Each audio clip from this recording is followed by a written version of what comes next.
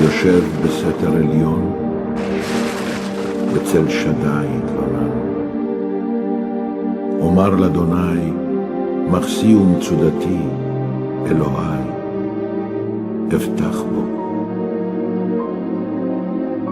כי הוא יצילך מפח יקוש, מדבר, אבות, בעברתו יסך לך, ותחת כנפיו תחסה.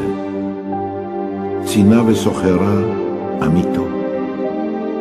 לא תירא מפחד לילה, מחץ יעוף יומם, מדבר באופל יהלוך, מכתב ישוד צהריים.